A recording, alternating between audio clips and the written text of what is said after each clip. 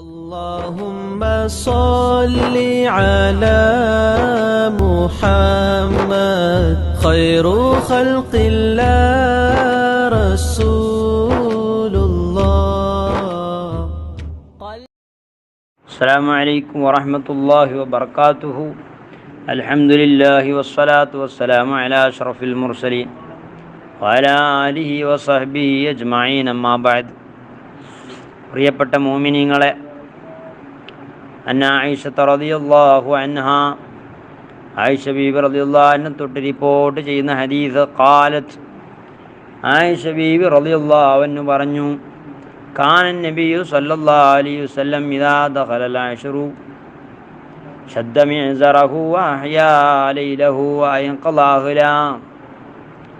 ആയിഷ ബീബി റളിയല്ലാഹു അൻഹ പറയുന്നു, മുത്തുനബി സല്ലല്ലാഹു അലൈഹി വസല്ലമ തങ്ങൾ റമളാനിൻ്റെ അവസാനത്തെ 10 വന്നാൽ മുത്തുനബി സല്ലല്ലാഹു അലൈഹി വസല്ലം ശദ്ദ മിഅ്സറ, അവിടുന്ന് അരവുടുപ്പ് മുറുക്കി കെട്ടുകയോ, വഅഹ്യാ ലൈലഹു, രാത്രികളെ സജീവമാക്കുകയോ, രാത്രി അങ്ങ് ഹയാത്താക്കുകയോ, വഅൻഖള അഹ്ലഹു, കുടുംബത്തെ വിളിച്ചുണർത്തുകയും ചെയ്യുമായിരുന്നു.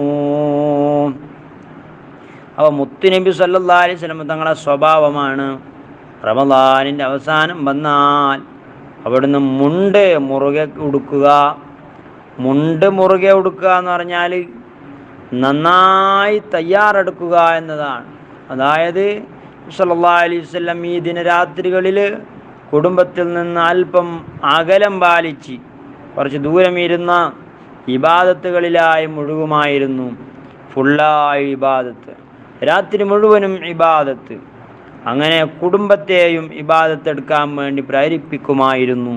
അപ്പം അതുകൊണ്ട് നാം ഉള്ളത് റമളാനിൻ്റെ അവസാനത്തെ 10-ലാണ്.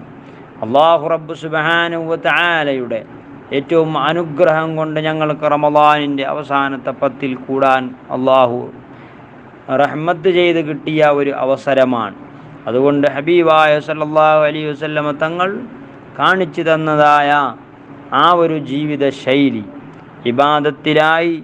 ഇപ്പോൾ ഏകദേശം ആളുകൾ വീടുകളിലാണുള്ളത്. എല്ലാവരും ഒന്നിച്ചു കൂടിയിട്ട് കുടുംബങ്ങളും അതേപോലെ മക്കളെയും ഭാര്യയെയും ഉമ്മയെയും ബാപ്പയെയും കൂട്ടിയിട്ട് രാത്രികളിൽ നല്ല രീതിയിൽ കുറേ സമയങ്ങൾ ഇബാദത്ത് ചെയ്ത് ദുആ ചെയ്ത് പിരിയുന്ന ഒരു സാഹചര്യം ഉണ്ടാക്കണം. അതിനെല്ലാം അല്ലാഹു റബ്ബ് സുബ്ഹാനഹു വ തആല ഞങ്ങൾക്ക് തൗഫീഖ് നൽകുമാറാകട്ടെ. അല്ലാഹു റബ്ബ് സുബ്ഹാനഹു വ തആല ഞങ്ങളെല്ലാവരെയും ലൈലത്തുൽ ഖദ്ർ കിട്ടുന്നവരിൽ അല്ലാഹു നമ്മെ ഉൾപ്പെടുത്തി തരുമാറാകട്ടെ. ആമീൻ ബിറഹ്മതിക യാ അർഹമർ റഹീമീൻ.